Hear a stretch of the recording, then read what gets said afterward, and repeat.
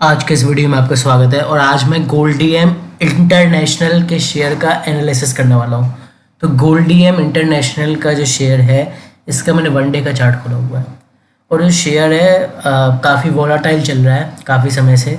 पहले तो क्या हुआ था, ये लंबे समय तक बहुत कंसोलिडेट करने लगा था, कंसोलिडेट कर रहा था और ऑलमोस्ट यहाँ देखिए अगस्त 2024 तक कंसोलिडेट करने लगा। फिर उसके बाद से क्या हुआ, कंसोलिडेट के बाद इसने थोड़ा सा अप ट्रेंड दिखाया, फिर साइडवेज में जाके फिर अप ट्रेंड दिखाया।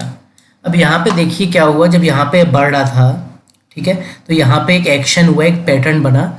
जो पैटर्न बना वो है एम पैटर्न, समझ रहे?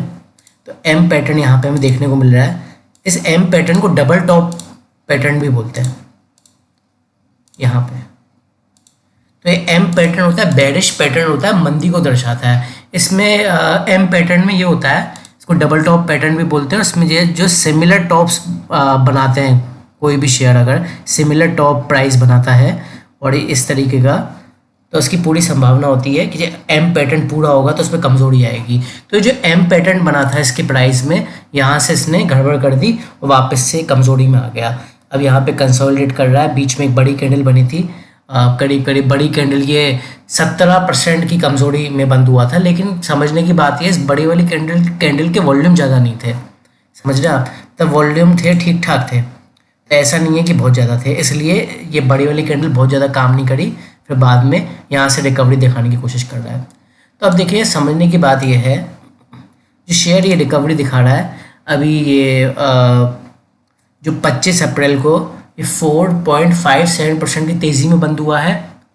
मार्केट कमज़ोर होने के बावजूद भी 396.95 मतलब करीब करीब 397 पे इसने हाई बनाया है और क्लोजिंग हुई है 385.80। और सबसे बड़ी बात ये, जो ये 25 अप्रैल की कैंडल है, आप देखिए इसने जो ये ब्लैक कलर की लाइन है, यानी कि 200 दिनों के एक्सपोनेंशियल मूविंग एवरेज, इससे सपोर्ट ले लिया है, मतलब यहाँ पे इस पे सपोर्ट ले लिया है और फिर इसके ऊपर बंद हुई है, तो एक अच्छी बात है। इसके अलावा शेयर 20 की ईएमए के ऊपर बंद हुआ है, 50 की ईएमए के जो है जस्ट नीचे है। 50 के ईएमए 385.81 का है और 385.80 पे बंद हुआ है, ठीक है।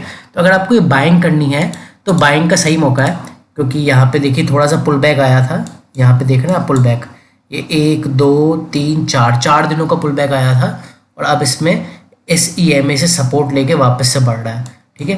तो अगर आपको बाइंग करनी है तो आप 400 के लेवल के ऊपर बाय कर सकते हैं, ठीक है। तो 400 के ऊपर आप बाय कर सकते हैं। आपका पहला जो लेवल होगा वो करीब करीब 415 416 के आसपास हो सकता है, बट ये 415 416 को अगर पार कर लेता है तो इसका अगला लेवल होगा करीब करीब यहाँ पे 450 रुपये का, 448 या 450, ठीक है, 448 या 450। पर आपको ये देखना है 450 के बाद ये कहाँ जाता है। अगर ये 450 के ऊपर रहता है, उसके नीचे नहीं जाता है, तो उसमें फर्दर तेज़ी देखने को मिल सकती है हमें 450 के ऊपर। लेकिन अगर 450 को सस्टेन नहीं कर पाता, उसके नीचे आ जाता है, ठीक है, तो फिर हमें इसमें एग्जिट लेना होगा, प्रॉफिट बुक करना होगा। तो ये बात याद रखिएगा, 450 का एक इम्पॉर्टेंट लेवल है। अगर 450 के ऊपर निकलता है तो हमें 500 रुपये का लेवल देखने को मिल सकता है, नहीं तो ये 450 से ही लौट जाएगा, ठीक है। तो इन लेवल्स का आप ध्यान रखिएगा।